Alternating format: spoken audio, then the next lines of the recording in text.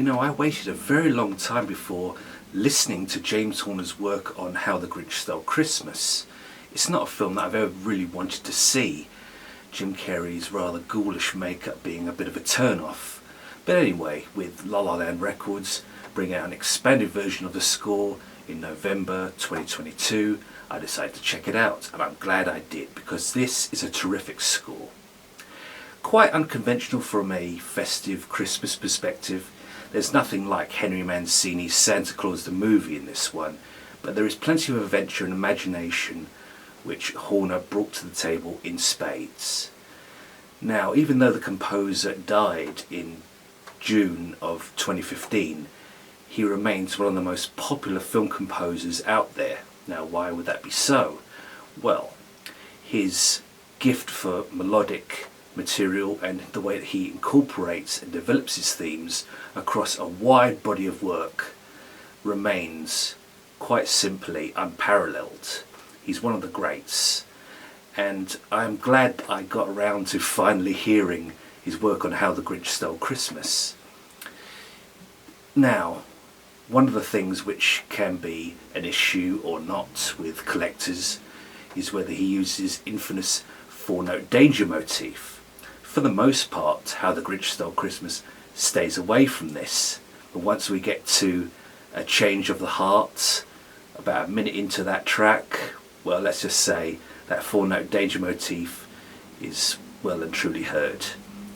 But it's not necessarily the most distracting use of that, and sometimes it's just a little self-referential thing which can just sweeten some situations while proving distracting in others. Here I didn't quite mind it so much. It's only got a couple of appearances towards the end of the album. What actually caught my ear more than that was in Grinch as Cheermeister, which begins with some rather odd passing of the wind type stuff from the orchestra.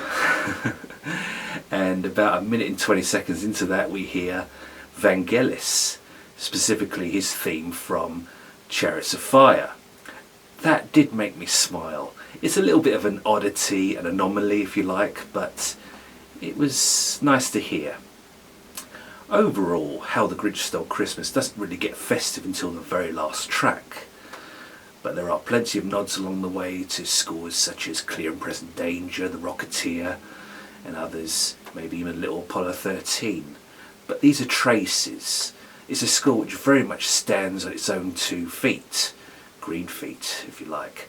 So Horner brings imagination, vitality and verve to an effort which on the surface could have just used a predictable accompaniment. Where Horner really demonstrates his strengths are in the arrangements, the rhythm and the overall tonality of the piece. He rarely veers off into parody, except in those passing of the wind moments. There's only a couple of those though, but for the most part I thoroughly enjoyed this score, and I would give How the Grinch Stole Christmas by James Horner 4 out of 5 stars. A pleasant surprise. I wasn't expecting much. Like I say, I'd stayed away from the film, so this was really my first impression of the music in any form. I'd never really seen much in the way of clips from the thing, so it was really a fresh experience for me. So I'm glad I finally got around to it, and I highly recommend it. Merry Christmas. For more film and soundtrack reviews, please visit Betty Jo Tucker's website, Real Talk Movie Reviews. On Facebook you can find my pages, Hypnotic Movie Reviews and Hypnotic Soundtrack Reviews. I am Richard Jack Smith. Thank you for watching, and I'll see you next time.